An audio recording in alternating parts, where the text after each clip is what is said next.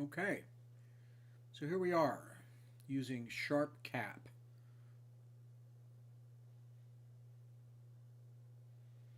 As my first time using it with a real camera to try and do live stacking.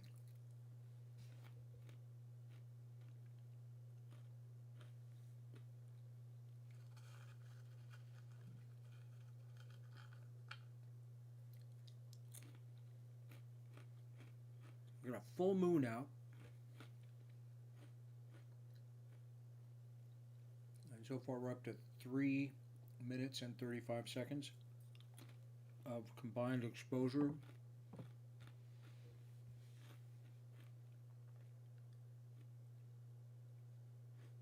On the Horsehead Nebula and the Flame Nebula. I've been fooling around with the histogram stuff, trying to get a little more detail. Horsehead is pretty tough.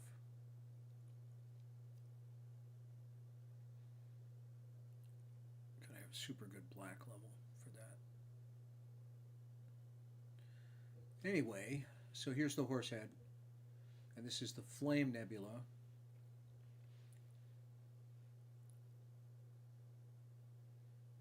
Well, we want our guiding back. Are we not guiding? Let's guide.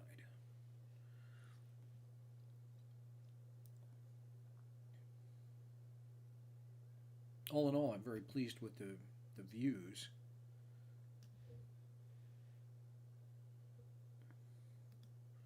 That the camera's been getting me.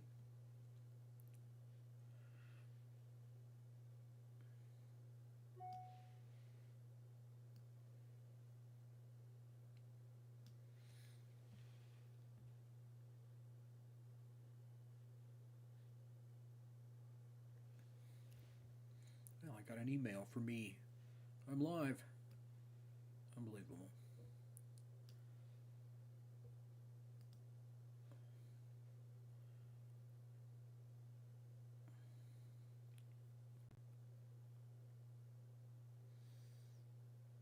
Well, this is stacking up pretty well. What do we got here? Stellarium. I get some kind of super zoomed in thing going on there. Yeah. All right. Let's go back to the Orion Nebula.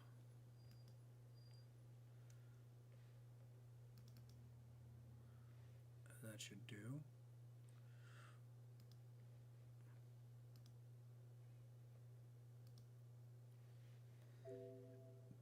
Oh, yeah, of course.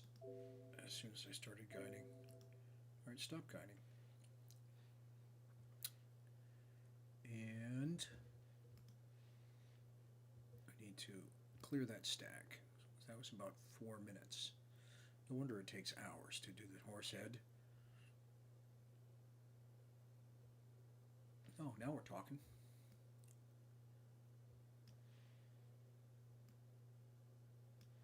Alright, let's get that better.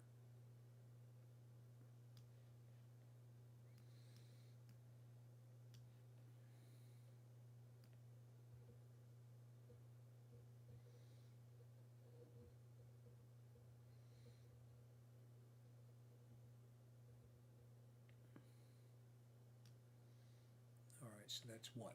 1 8-second frame.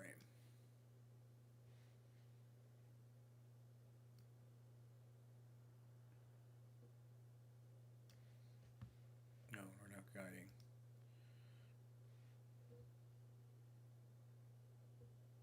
It's got to be a good star here. How about that one? Yeah. All right, let's start this over.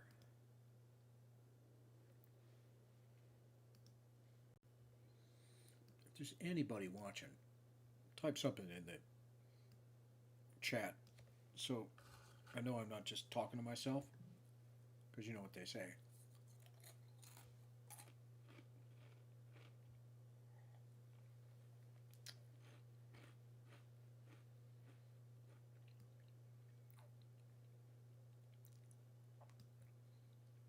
Otherwise, I'll sit here eating my Cheez-Its and milk.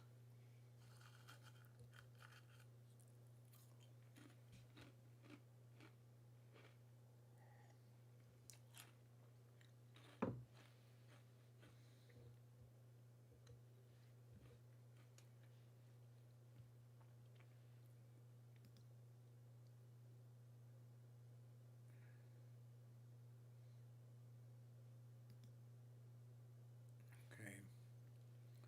There's two different histograms.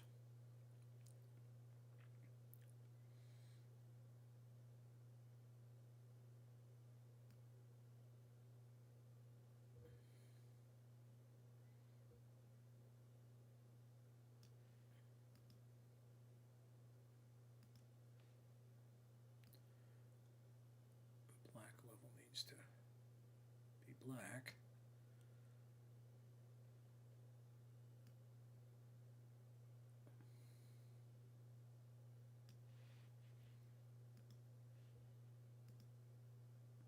Oh, wrong way. Oh, let's go 25%. That doesn't look too bad.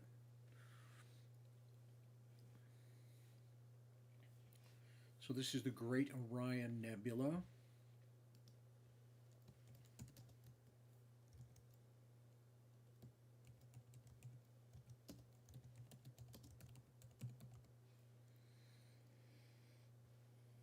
Also known as M42.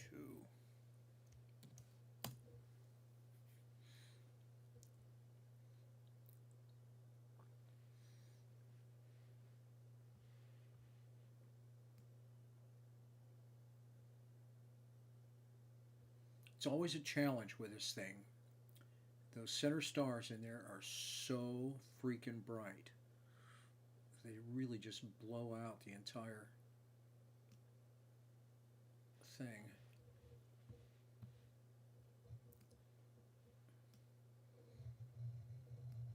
I'm going to attempt to change the filter. We've got a filter wheel over here. This is the luminance filter, which is essentially clear. And maybe at 8 seconds, you're kind of blowing out the detector. Let's try lowering the gain. Take that down to 50 instead of 100.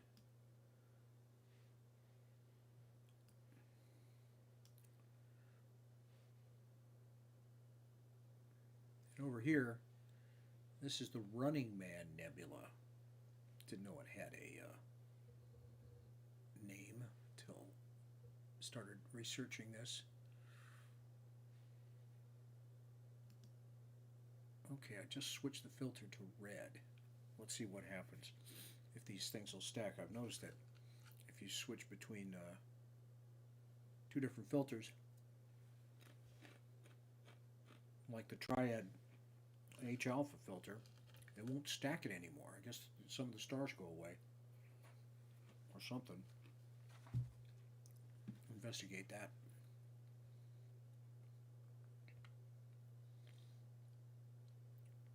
Could not align.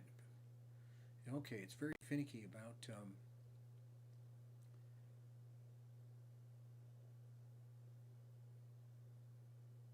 alignments. All right, let's do this. Let's see what it looks like in red. So we're going to clear this and see what happens on the red filter.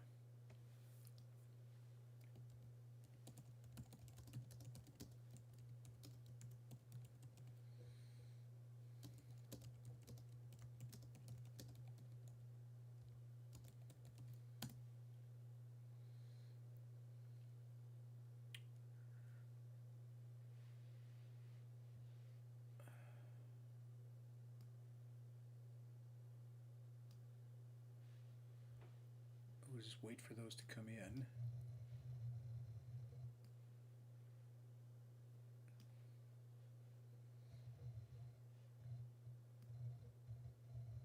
And we'll maybe go back up to the 15-second exposures.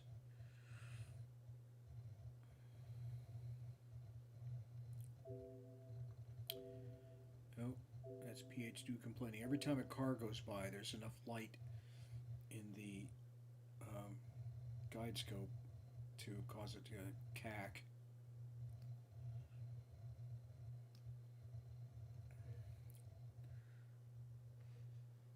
Okay, what do we got here?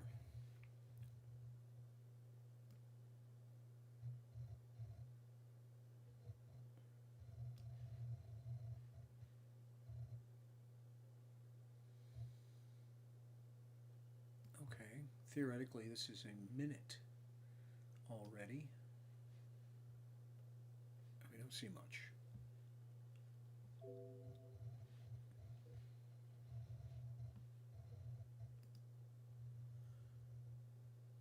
Try an auto stretch from the other display. No.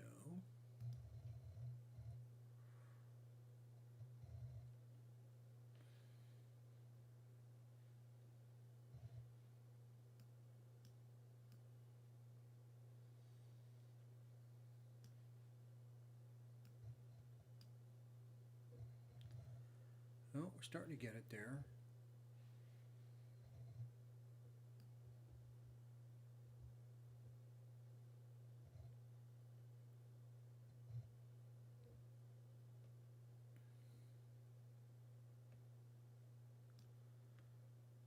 Oh, okay, that's going to come in nicely. Well, you can see the trapezium stars there. Usually those are so far blown out.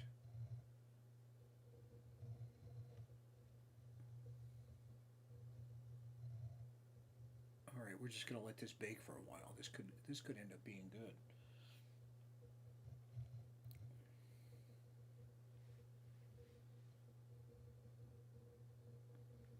Oh, John, thank you for saying something in the room.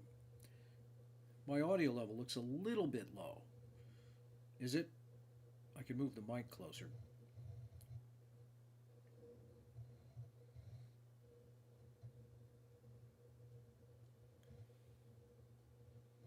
Roger in Edmonton. Awesome. You have good skies there? I bet if you're not right in the city, it would be pretty amazing. Okay, that's great. Good audio. Yeah, it's coming in here. I was on this earlier when I thought I was broadcasting and wasn't.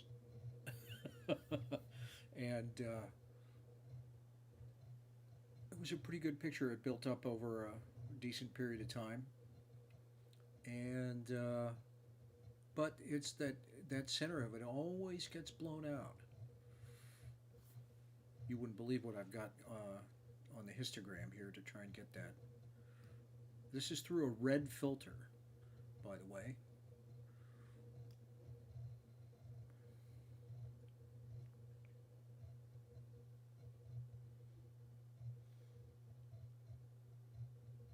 Oh, that's right. I knew you looked familiar, other than just John Doe.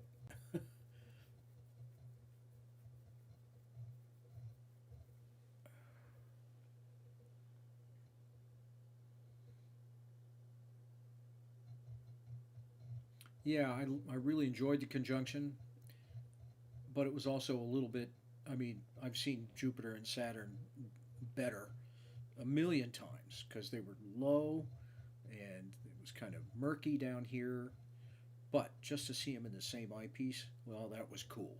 And it was a high power eyepiece too. I think it was up there around 200 power, and you could still get them in there.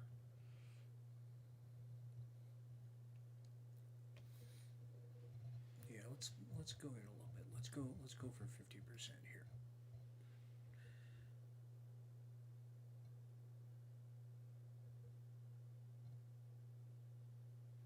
Yeah, that's not bad. I'm really liking the live stack feature. It's a mono camera, so no color nebula for us. But it's a really good mono camera.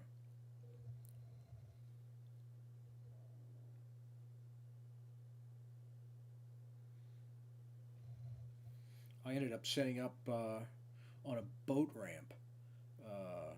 God, that was dirty. and I couldn't get my photography rig to work. I spent 3 hours setting up two different scopes. I had the 18-inch Obsession up for looking, and then I had my 10-inch Ritchie Chrétien set up, and the laptop just wouldn't reliably talk to the camera that day. There was all kinds of weird things.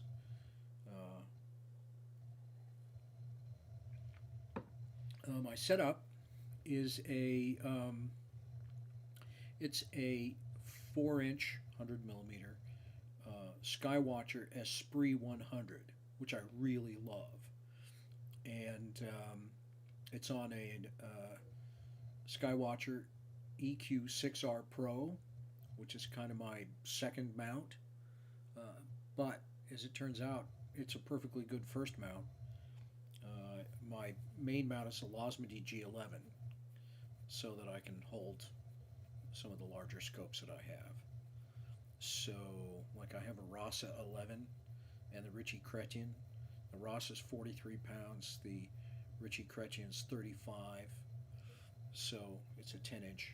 So you need the 60-pound thing. But and then got a filter wheel on here, the ZWO filter wheel. I have a ZWO focusing controller motor on this scope, and the camera is a QHY 600M mono. Boy, I tell you, mono shooting mono is a complete pain in the butt, but the shots that you get, awesome.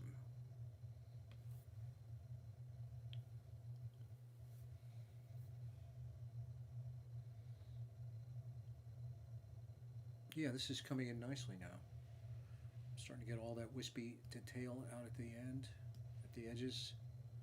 I should shoot this again with the mono this year. Oh, here's some image controls I haven't played with. These must be for the camera.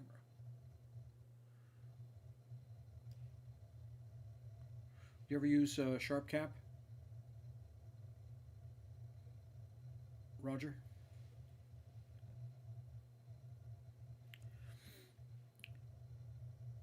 Well, yeah, about the color thing. I had a color camera and it just became unreliable, and I had wanted to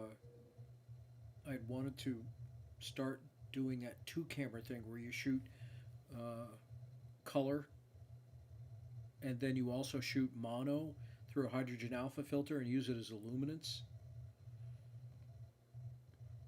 And so I went ahead and bought the bullet for this camera, this mono camera. When the other camera, it's a ZWO 094.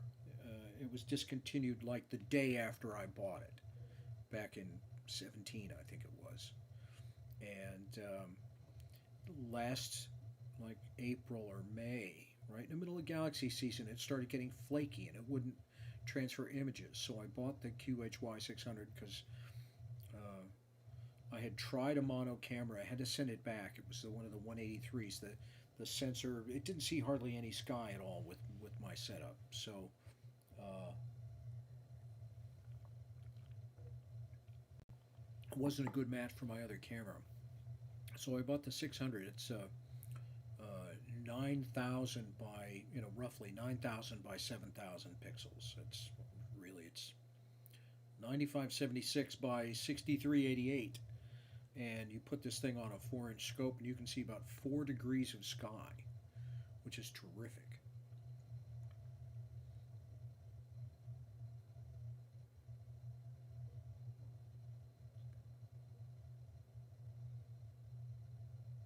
And I've taken 5 or 6 like fairly deep shots with the mono camera, uh, and I shoot red, green, and blue typically because that seems like the time I have available to me is I shoot 45 minutes each at red, green, and blue, and then I have one of the older triad filters, which is like um, it's it's a 3 band. It's an H alpha H beta and O3 filter, and it's pretty dense. You have to shoot a long time to get a signal through it, but boy, the stuff that it picks up is terrific. And so I use that as a luminance layer. So I process them as all four, and boy, the shots that I get of the I did the Andromeda Galaxy. Here, I can probably find that for you if you want to see it, and it's in color. Let's see, what do I have here? Well, let's not do it there. Um, oh, it's actually on the other drive.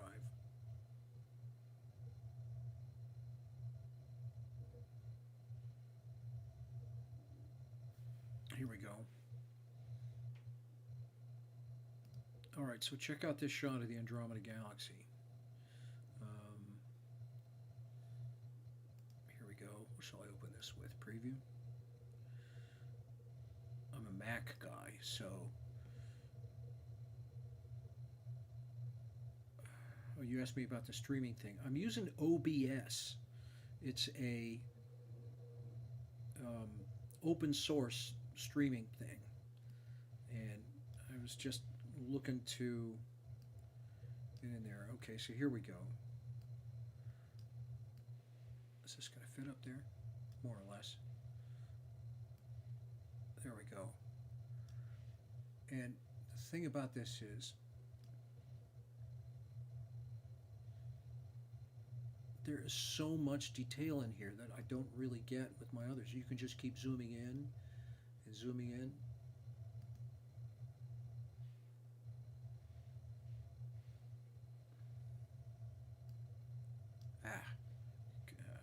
Get that back. There we go. You know, all these little dust lanes and things in here. Look at all the tiny little crevices and stuff in there, and you just get that in mono.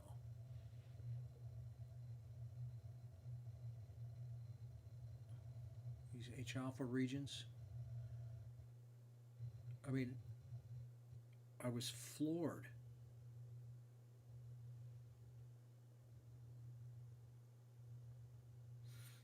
I'm actually set up here in my living room studio.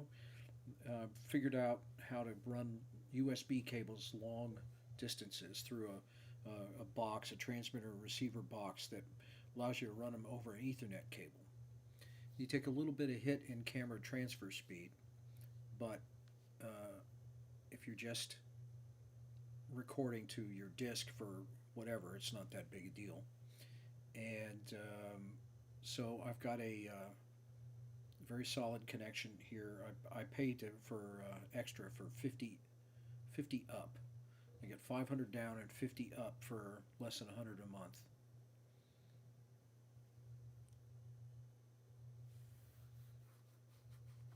Yeah, I'm getting a little better at processing too.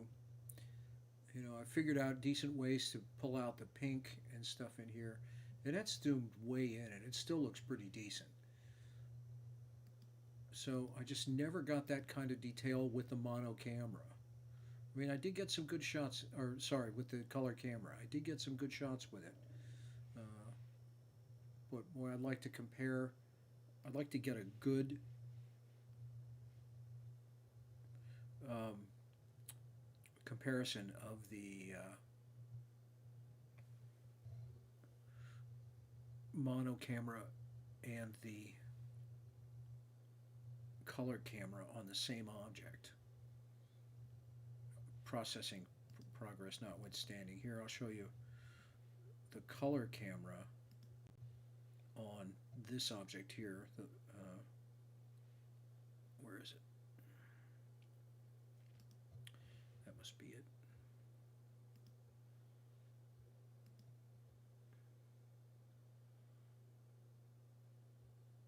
Yeah. This one really came out nicely, I thought. However, it does have its problems. I'll stick it up there.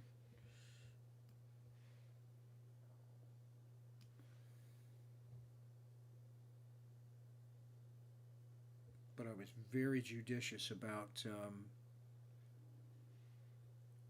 not trying to blow out the center. It's a little bit blown out, but not very much. But there's a lot of good cloudy stuff in there, and that's the color camera. But I think the mono camera is just going to get me one more decent level of extra detail.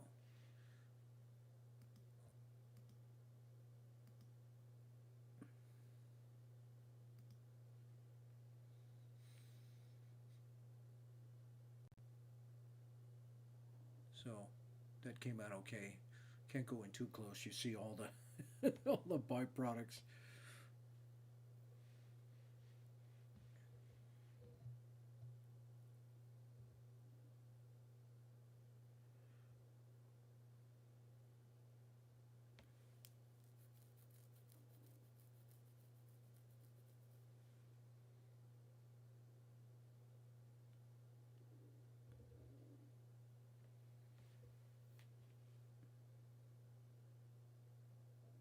Yeah, that was one of my best attempts over there, and I never really noticed the Running Man over here. This thing, the Running Man Nebula.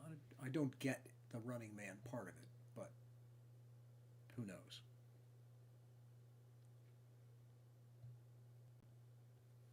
Well, it's funny you mentioned the Hubble. I've been trying to play around with Hubble palette stuff.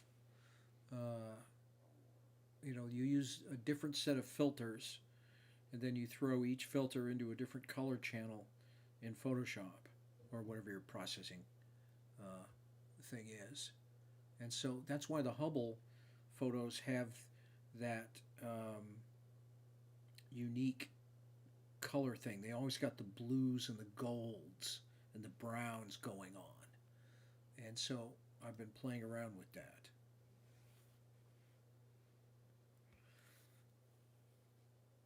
Okay, so what are we up to here on this stack? This is 17 minutes worth of stacking through the red filter. And guiding seems to be going fairly well. Got any requests, anybody? I really need to ring this up. I mean, I want to do more of these live shows, like actually advertise it. The last time I advertised a live show, I went down in flames so badly that NASA saw it as an incoming asteroid, I'm pretty sure.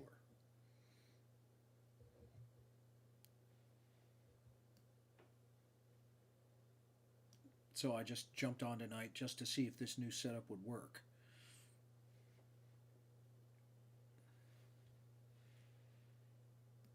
Let's go to 100% here. This is pixel per pixel. That's not bad for a live stack.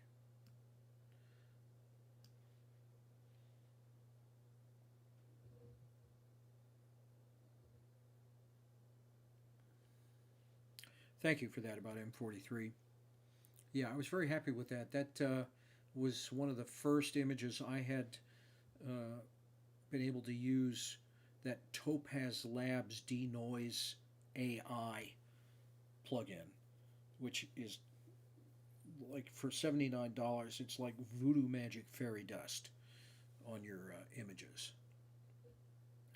Can't overdo it, but boy, it's terrific when you've got it in there. Let's go for something else. If nobody has any suggestions, I will pick something. How about that? All right, let's go to auto zoom here. Boy, it looks so much better, smaller. All right, we're going to switch. We're going to clear the stack. Well, first let's get a target. Something in Orion. Oh, the Rosette Nebula. That's what we're talking about. I know it's out here somewhere. Monoceros.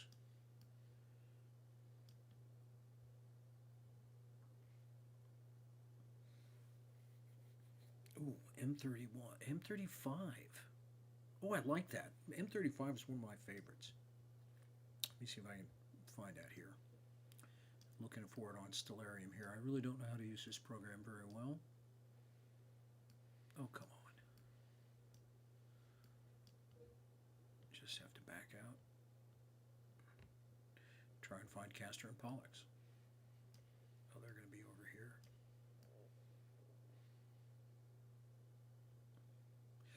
I don't have a real good view to the north. here, which is a problem. Double clusters over there. I think it's shielded by the building. There's always the moon. There's Castor and Pollux. Okay, M35 it is. Where are you? I know you're right here.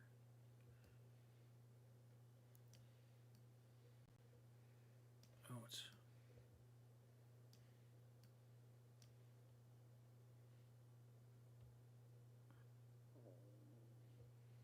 Come on.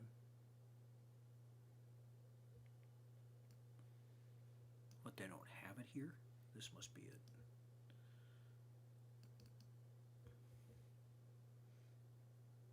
Yeah, that's got to be it.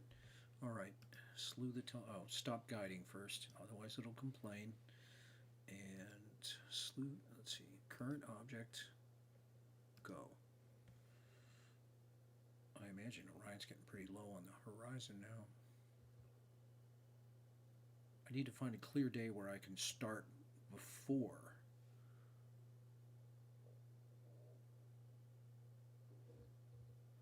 Okay, very good. Very good.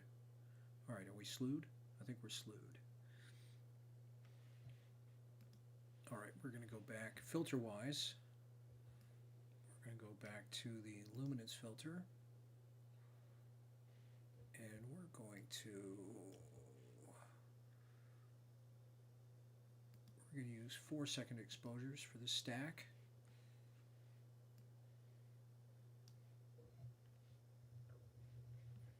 Clear. All right, new stack for M35.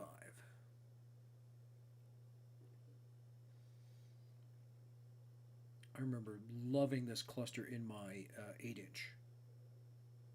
And while this is building up, sure enough, oh, I love it. Right in the center? You're kidding me.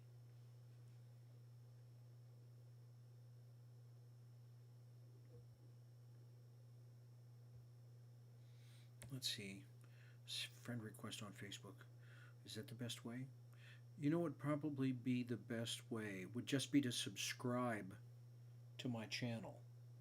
That way you'll get a notice.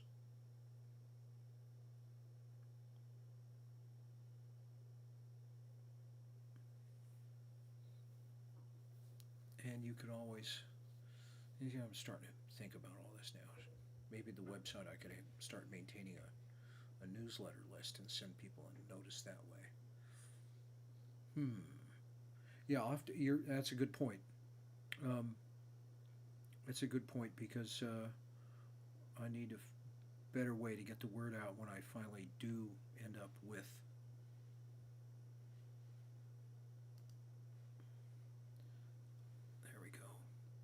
Boy, the focus on the guide scope has just gone crazy. And that'll work. I kind of like this. This is kind of like all the sloppy work that you can't get away with when you're shooting for real, when you're doing a live show like this. It's like astrophotography with warts.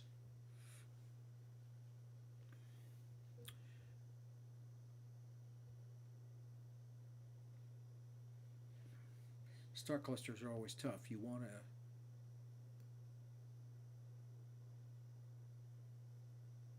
here come this, help brighten a little there.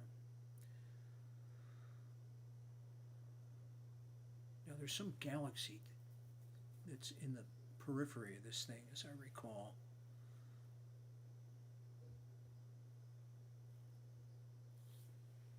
I could look it up. So I have an iPad right here.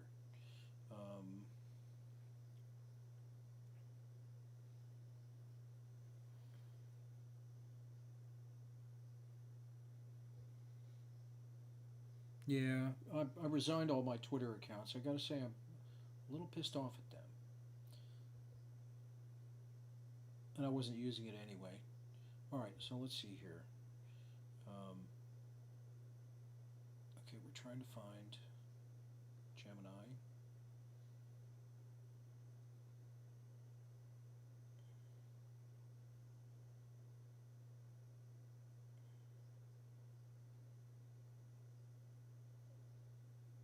at some point we have to look at the moon.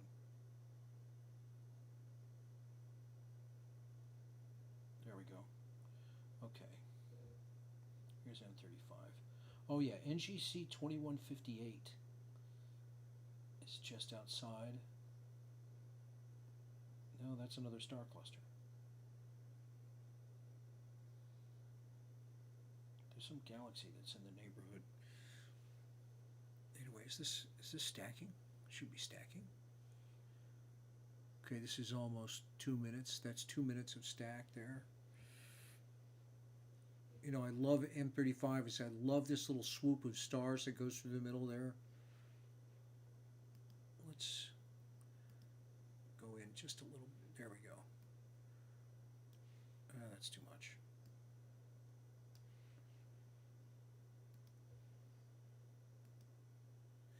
Oh, come on. Let's go 50. There it is.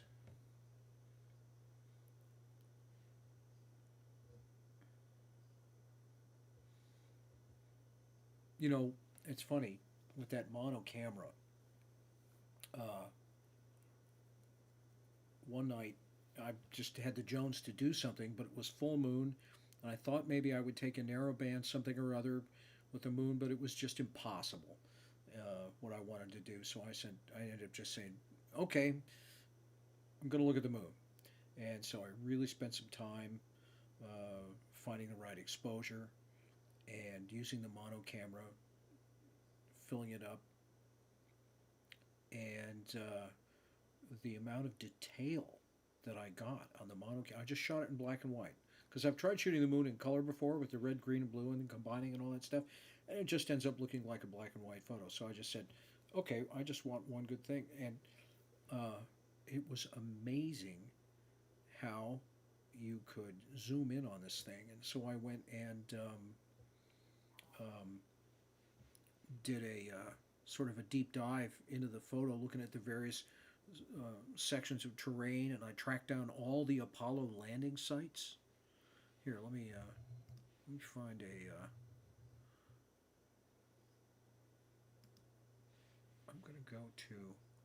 Just going to show this to you. If you wanted to see that, on my website at buildtheskyguy.com. Let's see, was the moon thing before that?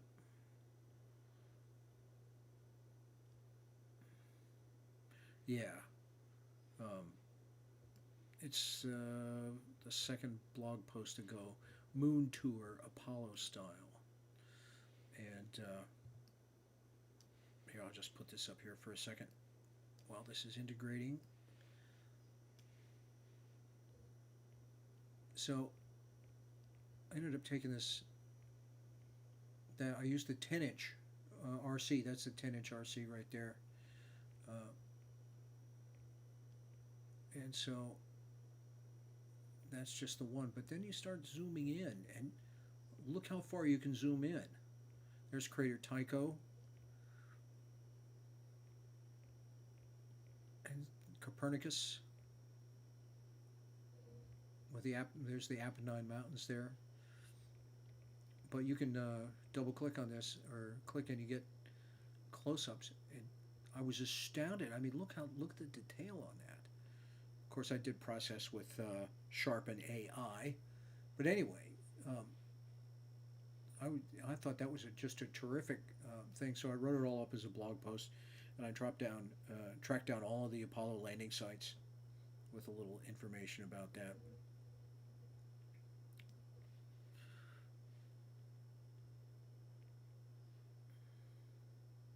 Whoops, what happened there? Oh,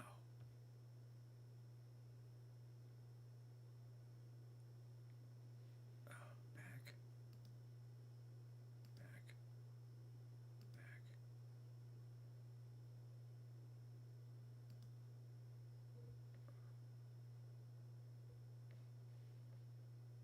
Here it is.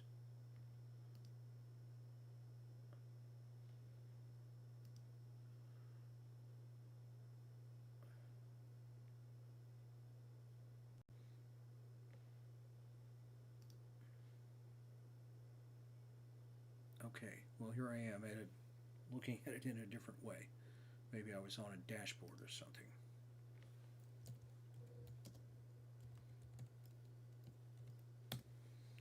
Okay. All right, well, that's M35. I like that. Let's, there's some kind of supernova remnant right over here next to it. Oh, I'm going to have to turn the audio off on this thing.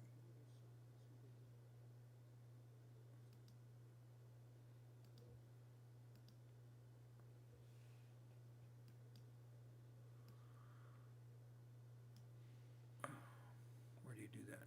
There. Okay. Yeah, I just saw this over here. Let's go see if we can find that. It's a supernova. It's one of the ICs. It's a.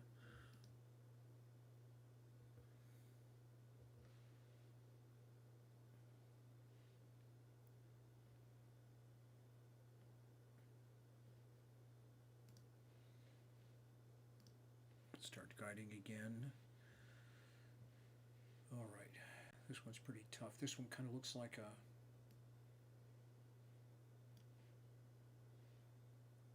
Let's try 8-second subs this time. Quick pick 8. This is good practice.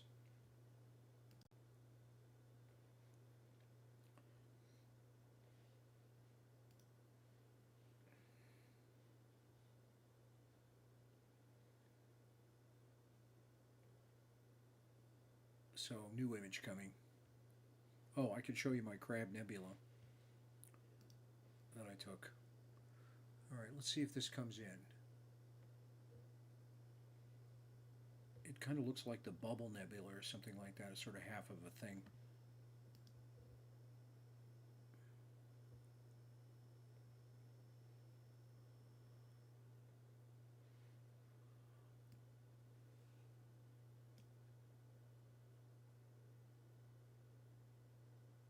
Who who does Welcome to the Universe?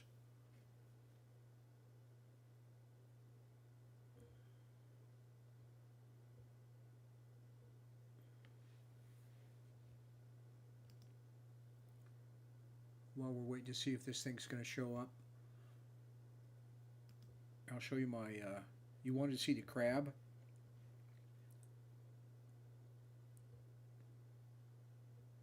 Flash and the pan.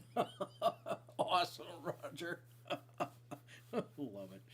Oh, you talk about bizarre bands. I was talking to someone and they told me about check this out, an all girl Japanese heavy metal band called Band Maid, and they all dress in French maid outfits.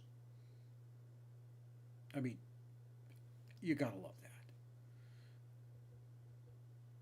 All right, here is uh, my version of the Crab Nebula, which I just took about a month ago. And I'll stick it up here on the screen while we're waiting to see if this thing is going to show up. This little bubble thing. Oh, come on. There we go. I have tried for 3 years to get the crab. And I did this with the 10-inch because I needed as much. Um, I needed as much aperture as I could. I really wanted to get all those filaments and stuff that are in there. So this is an RGB image with a H alpha luminance layer. And I pulled out all the stops on processing to just get every tiny little bit of detail I could on that. I mean, I've got so many bad versions of this.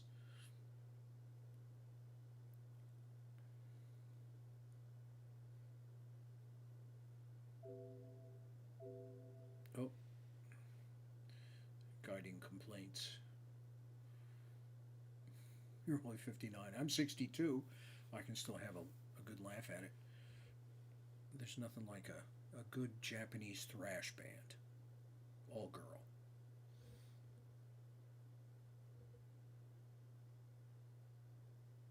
Anyway, I was rather chuffed with the with that particular M1.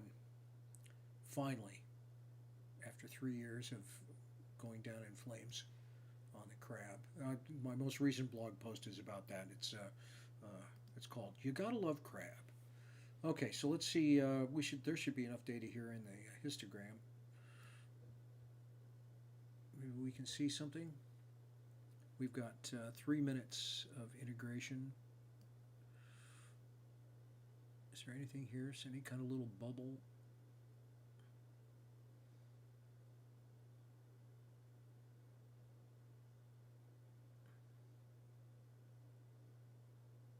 Oh, I'm kind of zoomed in.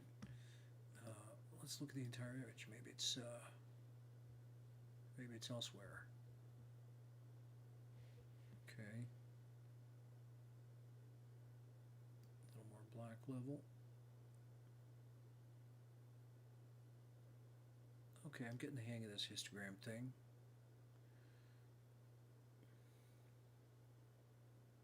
No, it was 1054 AD. And you know what's funny about the crab? This has always been one of my favorite objects, and it was 1054 AD. I actually tracked down on the internet somebody who had taken a picture of the actual page in the Chinese log that shows the supernova. Of course, you couldn't tell because it was in Chinese, but they had it circled in red. And it said, this is the log reference, the observation note for the crab for the supernova in 1054, and it was on July 4th too. How about that?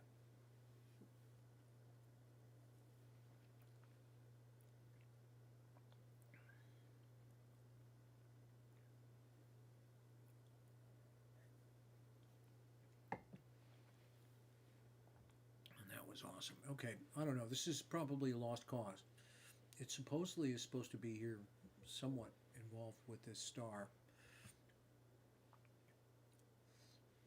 I can potentially go to a wider frame of view. I've got the thing kind of stomped down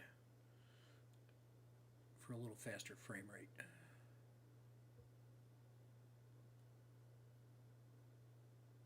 Let me play with the histogram just a little bit more, see if I can see any stretch of this thing. Some kind of little bubble.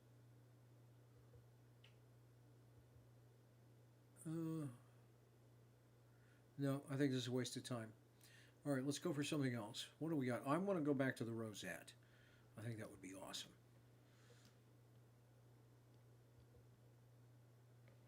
Where are you? Is that it?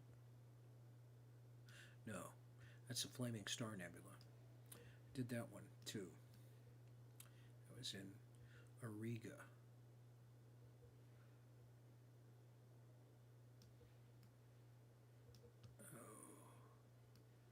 Losing my bearings here. Okay. Oh, here we go. Monoceros. There you are. What's that constellation? Monoceros. Is that a mongoose? All right, there we go. All right, current object, and we are going to stop this stack and stop guiding before it complains, and slew the telescope. I'm really happy with the way the 6R is finding stuff tonight. It's always such a crapshoot when you're sitting inside and the scope's out and you just don't know which way it's going. Sometimes it does crazy things. Oh, the Bortle here? Well, I live on Hilton Head Island, and I'm just off the island actually. We're a borderline Bortle 4. If you get to the darkest parts of the island, it's a pretty decent sky. Monoceros is the unicorn.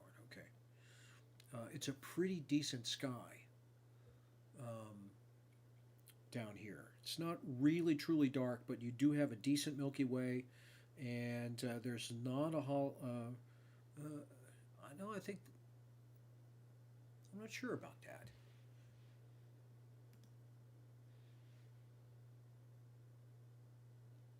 They look curved.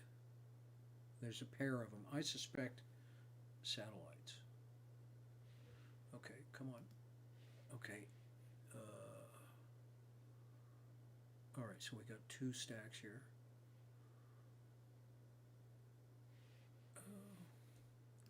All right. I thought I did all this. Scope's there, clear.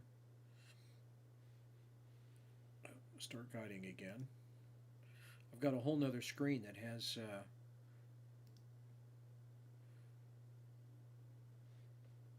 all of my control software going on. I've got EQ mod to control the mount, and I got the streaming software, of course, and then I've got Stellarium. Hopefully, show me where I am in the sky.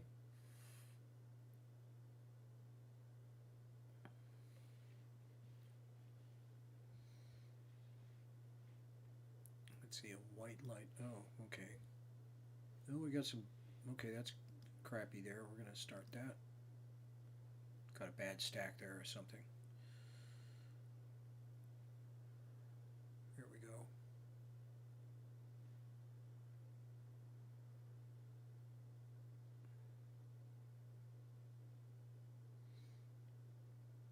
All right, so this right here is going to be that star cluster that's in the center of the rosette.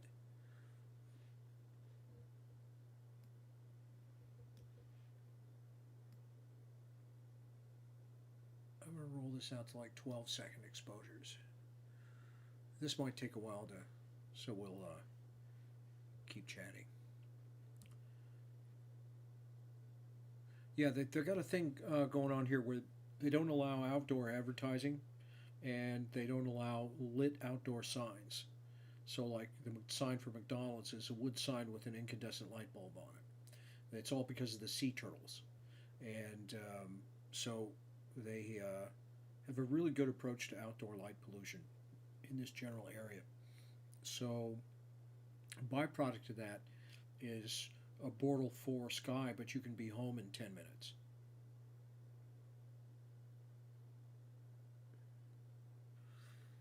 Okay.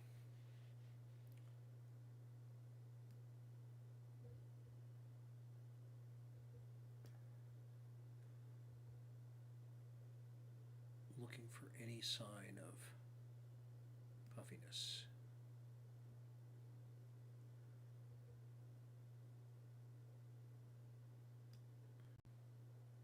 Boy, I got this histogram all squeezed together.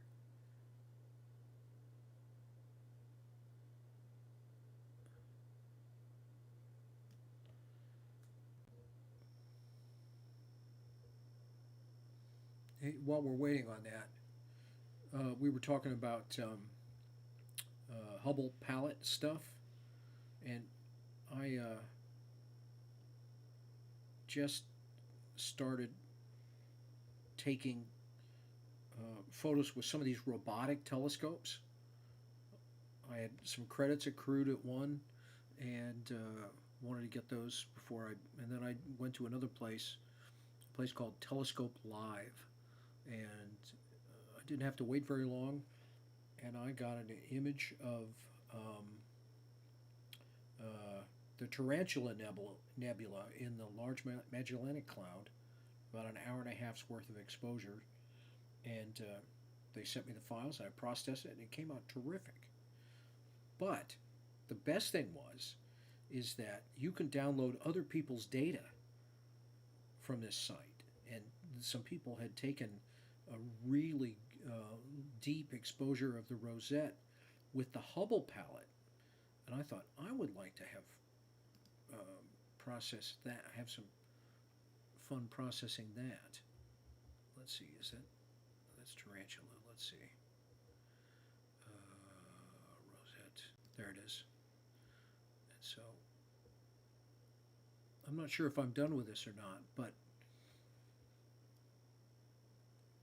you're just playing around with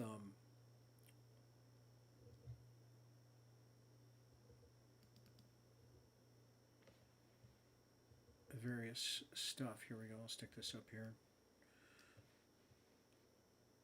See if we're getting anything. But this is the rosette done in hydrogen alpha, oxygen, and sulfur. And so you take the, well, it's weird. Okay. So you take the hydrogen alpha data and you throw that in the green channel of a red, green, and blue document. And then you take the oxygen and that becomes, I can never remember, is it blue? Yeah, the oxygen, no. The oxygen goes to the red channel and the, no, the blue channel, and then the sulfur goes to the red channel.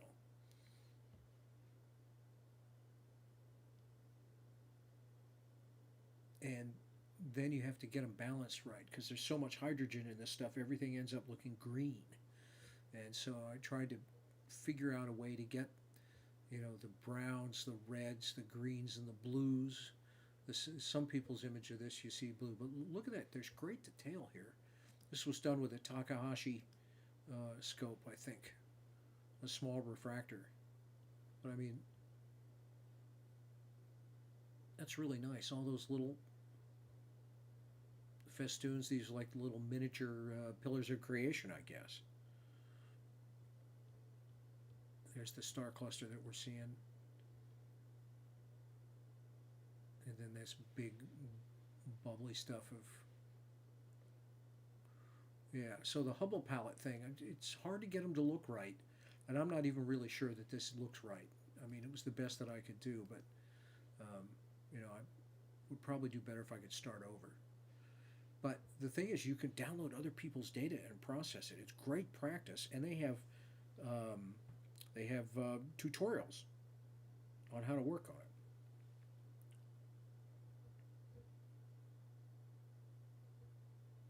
The sea monkey birthplace. Yeah, it's in there somewhere. All right, so what do we got here? Do we have anything? Do we have any rosette? I mean, with a full moon, are we crazy? We're crazy, aren't we? That's crazy talk. The rosette. With a full moon. Oh, wait a minute. You can kind of start to see something there.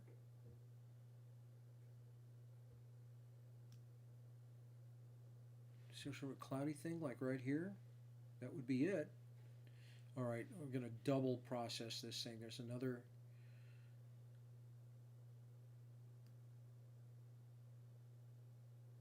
Oh, wrong way. Okay, this is going to be semi-ugly, but there it is. There it is.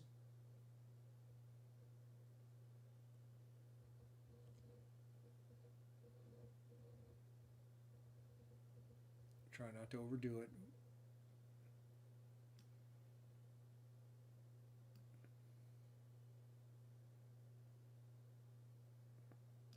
That's pretty amazing, actually. See anything at all, the full moon?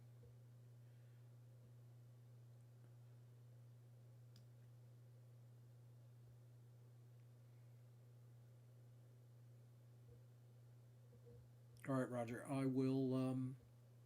I'm gonna go get the moon up, and maybe we'll close with that.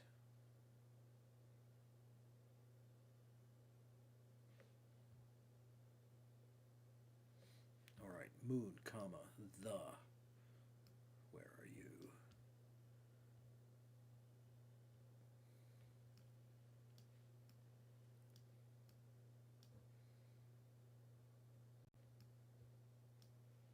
I gotta figure out where that big spot on my camera is.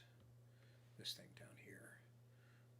I thought it was on the main lens, but cleaned it. Still not gone. Okay, moon.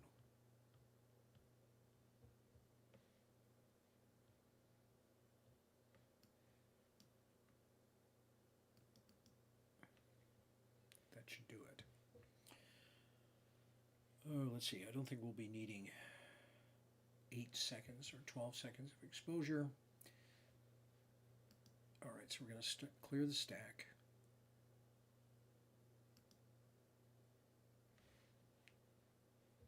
Going to set the image controls to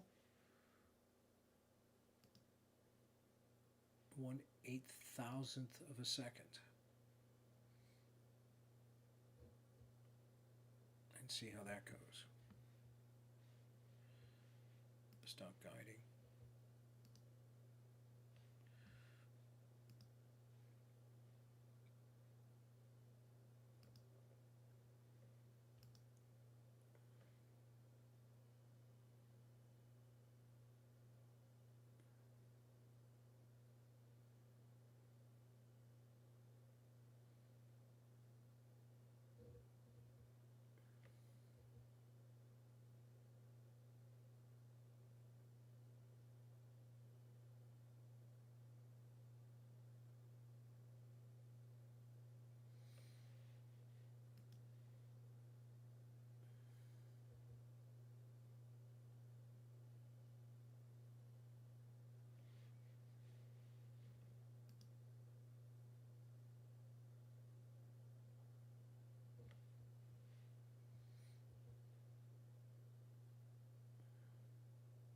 Oh, it's going to have to be shorter than that.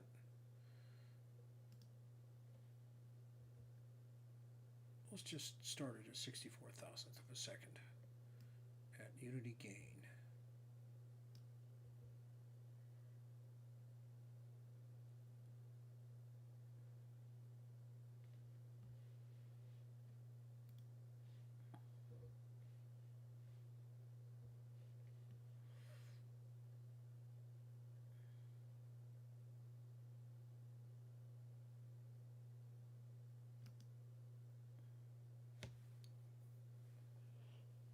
Wow.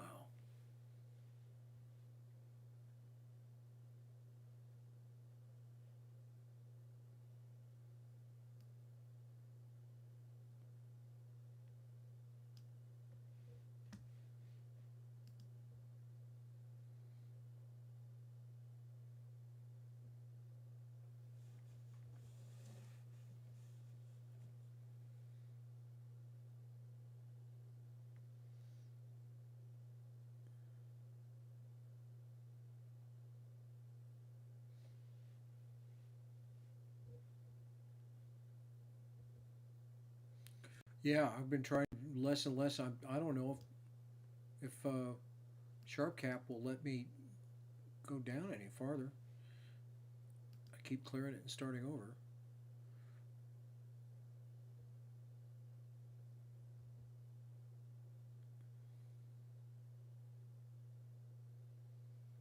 Wow.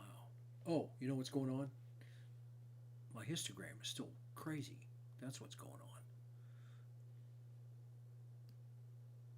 Yeah, put this back.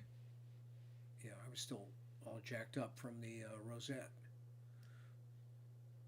Let's see. Go back to linear. There we go.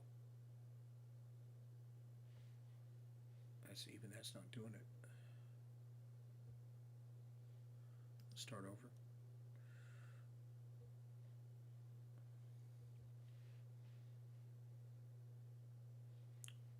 Oh, really?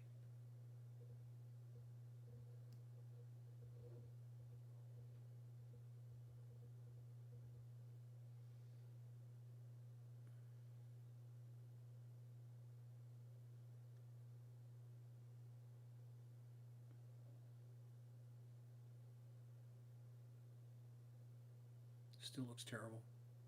Oh, I thought this was going to be terrific. Instead, I can't even get it. Okay. We could go less gain.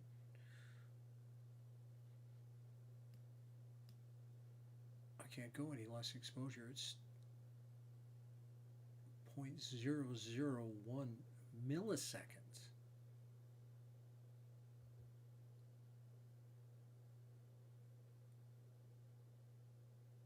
The gain of 0.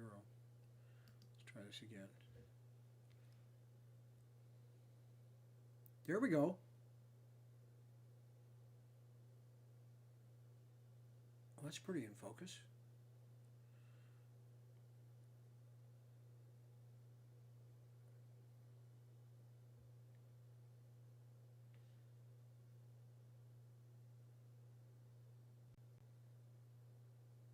Took the gain down to 0. Well, let's look at this at a pixel per. Oh, yeah. Okay, I'm not. There's nothing to guide on, so we don't need to stack this.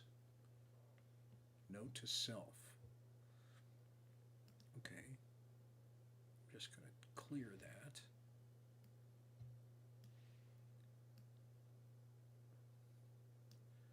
Well, that's not bad for a single frame.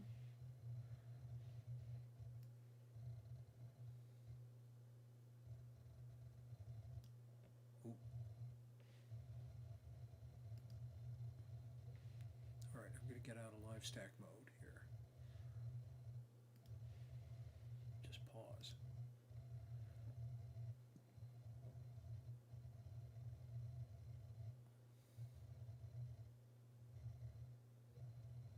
That's cool.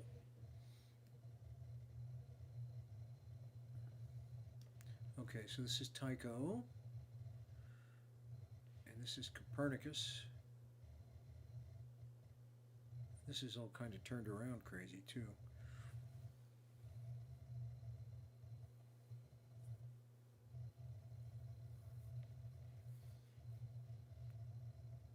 I need to bring the overall brights down a little. Oh, wrong way.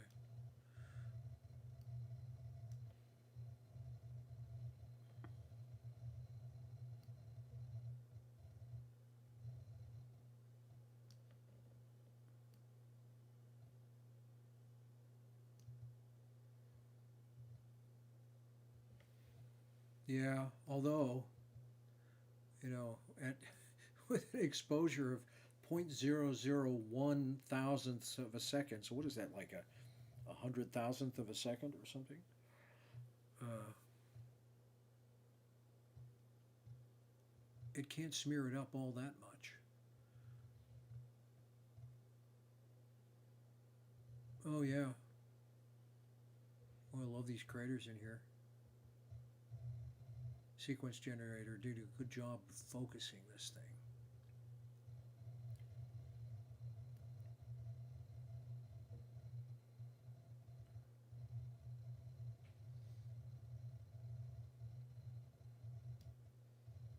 Yeah, it was fun tracking down all of the Apollo landing sites.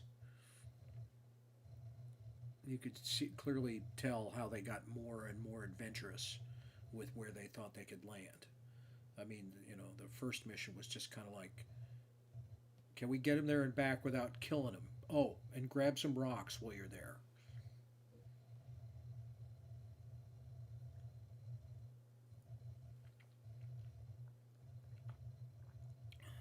Roger, you remember the moon landing? You would have been what, 8, 7?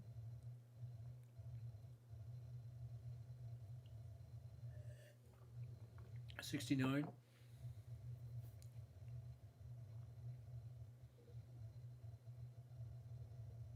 7.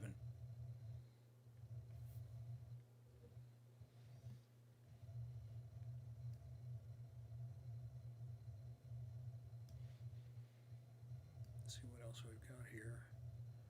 I guess that's the Apennine Mountains there.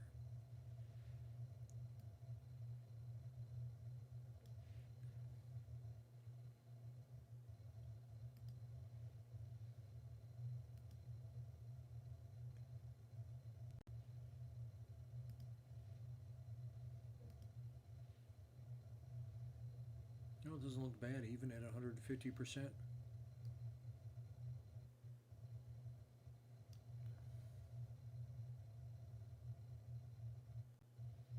A little crunchy there in the center.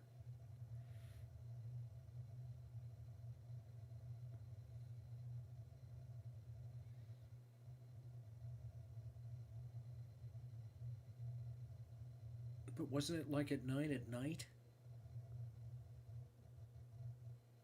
You went to the school?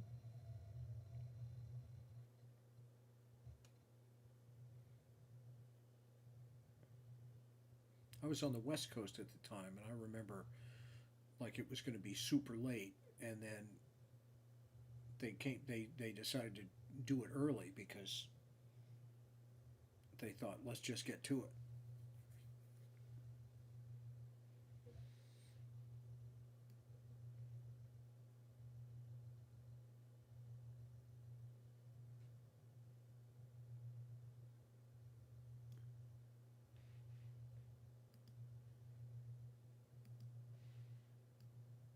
That's pretty cool.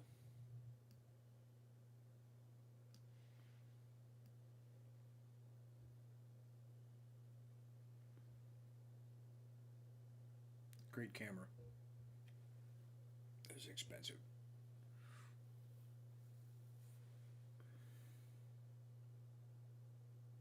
All right, let's do one more thing. One more. Okay, we're going to do this right. Oh, geez, Orion is practically set. Really?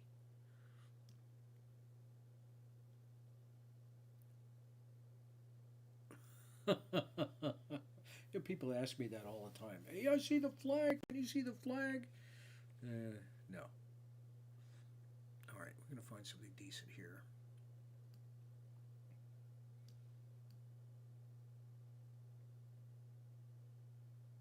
Okay, it's 1:45. Oh, we got some stuff up here. Something close to the meridian. Corvus is coming up already?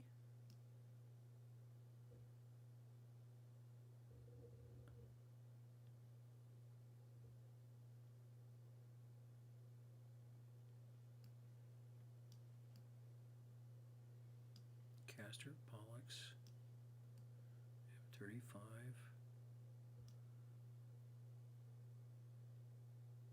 That's probably why we had trouble seeing the rosette. It's so low. There's got to be something in here. Oh, Capella's getting low. Let's see, you were asking about the double cluster. That's one of my favorites.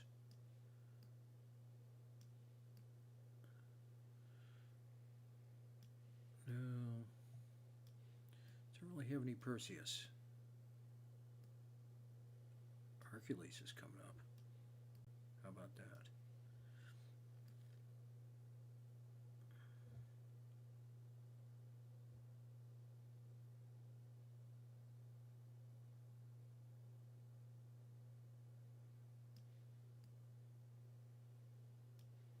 Hmm.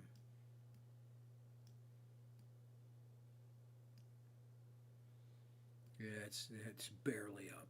I let's see. Could I see that at all? Northeast? No, it's not high enough yet. I mean, it's just barely over the horizon. Okay, and I can't challenge the north. I've got an entire building that blocks uh, my view to the north, so I had to learn how to do drift align in order to get uh, polar aligned enough to take photos from my place. Drift align is it's fantastic, but it's a huge pain in the ass. It's a good thing that it's super accurate, otherwise it wouldn't be worth it ever. Okay, it's got to be something up here in Gemini. That's a good thing to look at right now. We looked at M35. That was wonderful.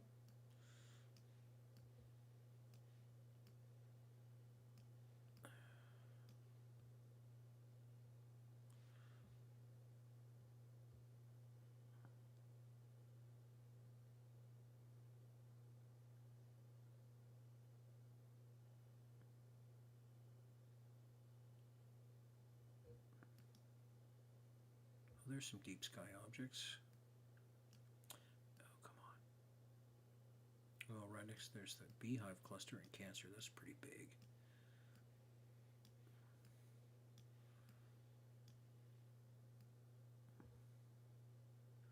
Yeah, IC 444. That was that bubble thing I was looking for.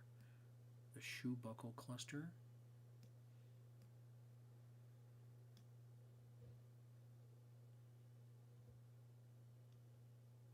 there's the crab. Here's something I've never seen before. The poor man's double cluster. Oh, we gotta see that. Oh, can we? Where is that? In the west? Maybe not. Let's try for the crab. Yeah, that building is my building. And it's paid for, so I'm not going to doze it. All right, here we go. Let's see if we can get to the crab. Might end up looking at some tree. All right, here we go. And go there. Scope is slewing. Hopefully it's not doing anything crazy. I'm going to poke my head out the door and just make sure.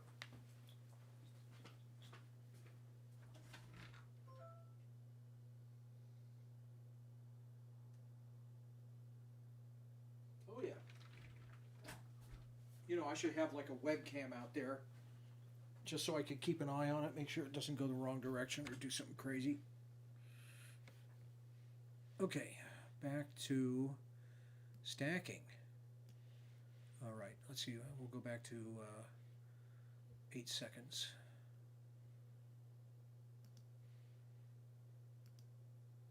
And we're going to start up the guiding again.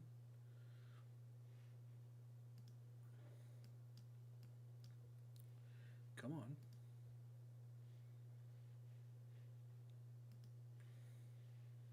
Well, what happened there? Okay.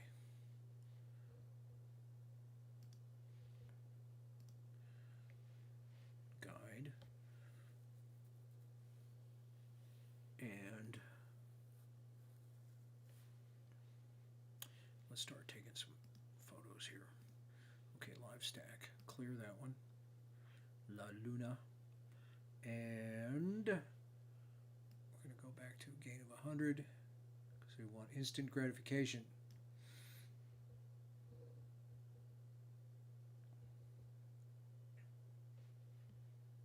And we are stacking. And we're going to be working this histogram thing too, I bet.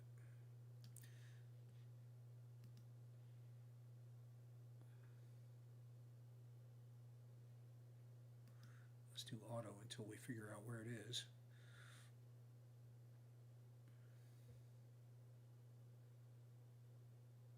Oh, you know what I might end up doing? Once we figure out where this is.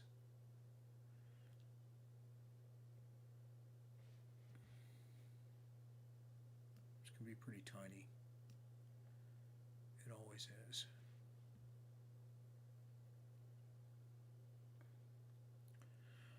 You know, it's talking about PhD 2. It's like the only thing, and it's both great and frustrating as hell at the same time. It's almost too accurate. It's got some good tools in there. It's a little hard to figure out, even though it's supposed to be easy. Um, you know, if all your equipment is working perfectly, it's easy. But when you have to battle the fact that PhD 2 is finding out all these little things that really aren't right about, like the orthogonality of your mount, you know, the perfect perpendicularness of RA and DEC, you know, and it's like, well, what are you going to do about that? Build a better mount, you know? There's so many different things about it, little tiny stuff. It supposedly is easy, and supposedly the defaults are great, but, you know, no. Could not align. Okay. What's going on here? I get to talking, and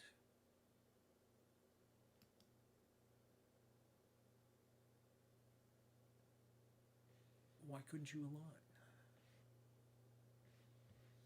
All right. I'm going to start over. Clear.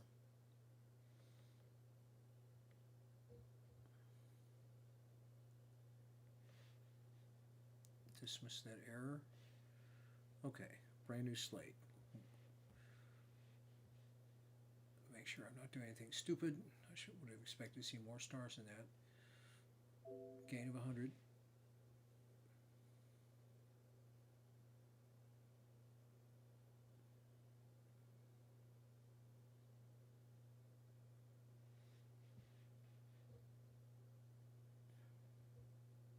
Eight-second exposures. We're stacking.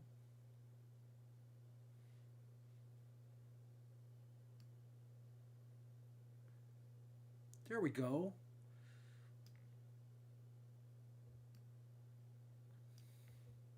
There's the crab. All right, now, in order to get more data more quickly, this is something I want to learn how to do. And it's right in the center too. Okay, so there's a region of interest thing up here. And it looks like it's just a little higher than center. Let's take this down to like 1024 by 768.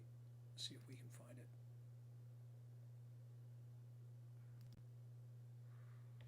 Of course, we're going to have to stop the stack. Clear.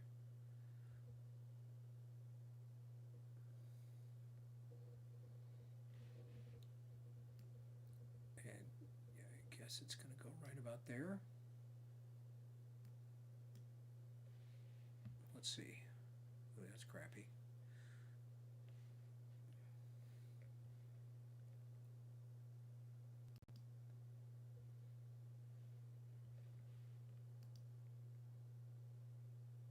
No, never heard of the Floyds. Okay, just a little bit more there. And let's see what kind of crab we get.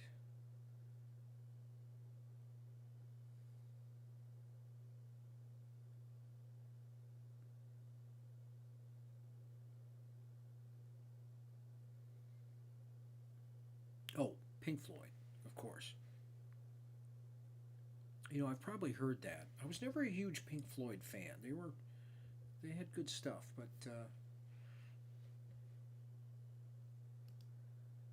just never really went for them the way I went for, say, Emerson, Lake and Palmer or something that was a little less psychedelic. Okay, just a tiny little bit up there. Ooh. You got to find that tiny little window in your sensor. Let's start it again. That was good though to figure out how that worked. Well, we'll call that good enough. Okay, what's my guiding like here? Getting pretty dodgy. 5 arc seconds.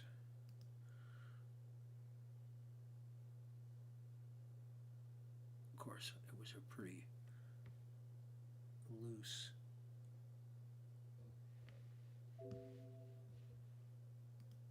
alignment run. Yeah, it's not great. It's super low too. Are we stacking or not? No. Could not align. All right, we're going to start over. Maybe things have settled down. Clear.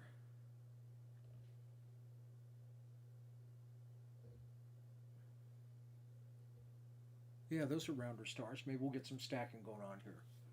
We'll let this go for a while.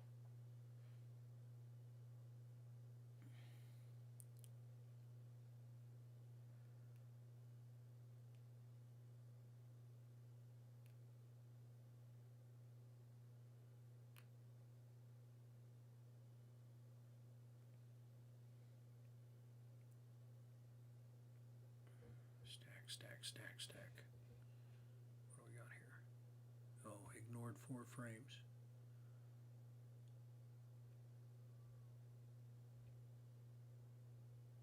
Why can't you align? Those are round enough.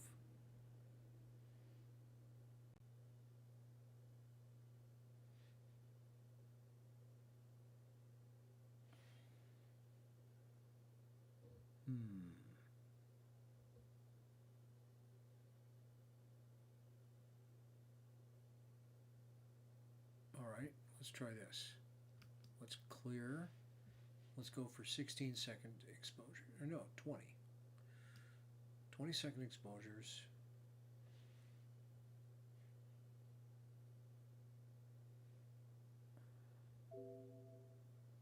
Down here in the lower right-hand corner is the exposure counter. Counting up and down at the same time.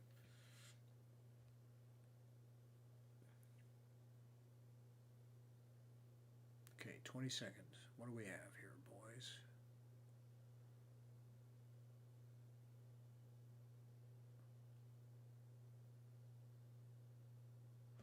Yeah, well, doesn't look that much better than the 8. All right, so let's play with it a little here. Let's make black black.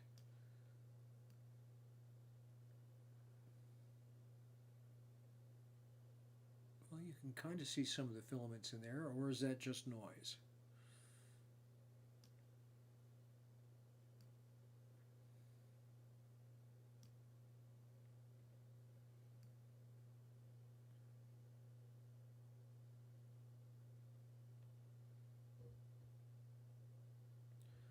Yeah, I guess it doesn't get much better than that. Yeah. And it doesn't seem to want to stack these tiny little images. That's interesting. All right, one final experiment, and then we'll call it a night. Let's clear the stack and go to something like twice as big an image. Maybe there just aren't enough stars or they're too messed up.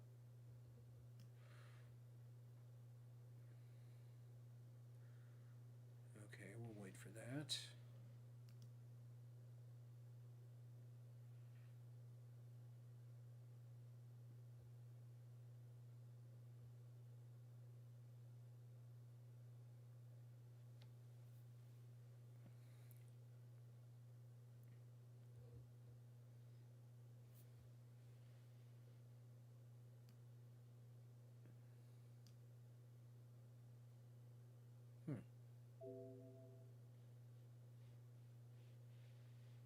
Are we double processing here? No, linear there. Let's go linear here. Oh, there.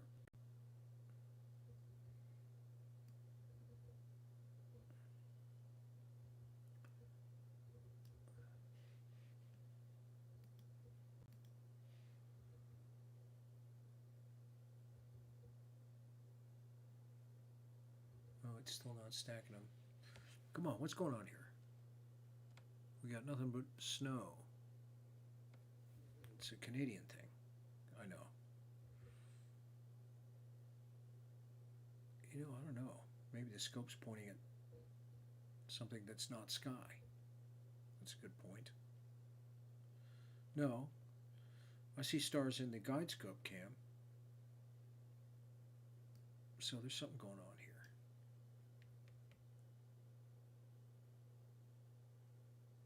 It's just a single frame.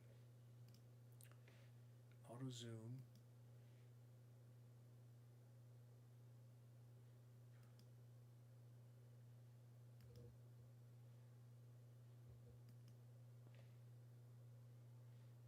What is it I'm missing here?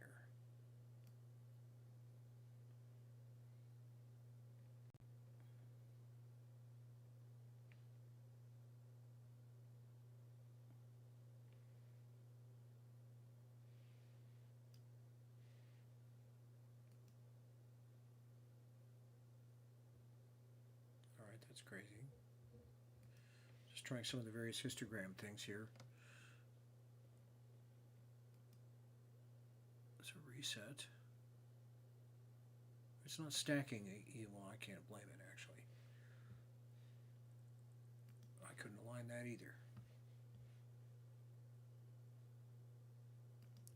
Let's try clear and start over.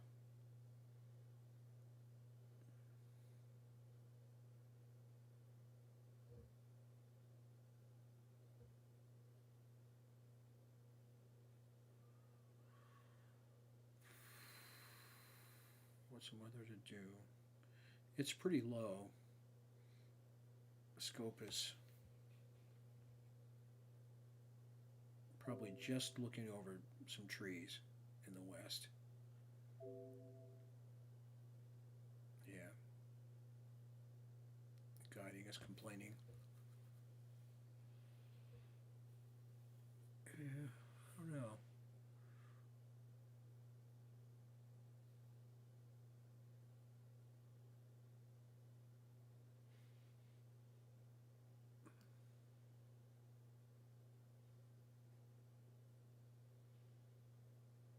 Hmm.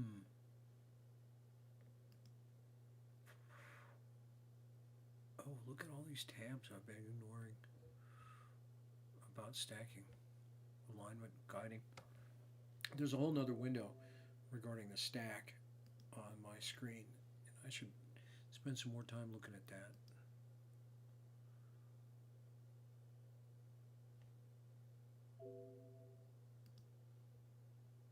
Oh, there's guiding and oh, there's a lot to look at here.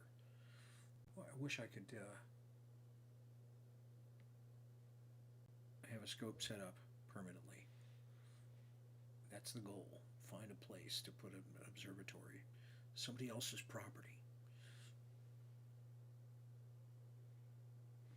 Yeah, I have. It's it's on this separate little window here, and I've been fooling around with it. I put it back to linear. I've done auto stretches.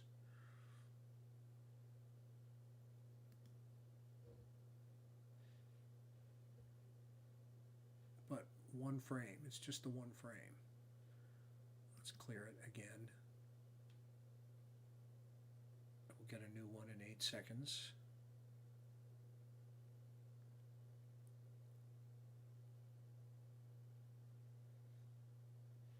Yeah, going down in flames here. It's a pretty good program until 15 minutes ago, and then it all went to hell. All right, well, listen, thanks for tuning in. This was great to troubleshoot and spend some time with this. So um, that's great. Um, you'll get a notice next time I do this, and if you wanted to send me, go to go to the Build the Sky Guy Facebook page and remind me to add you to the email distribution list. Yeah, I had fun. It's great to talk to you. All right, good night now. I got to figure out how to turn this thing off now. Hmm, how do you do that? Here?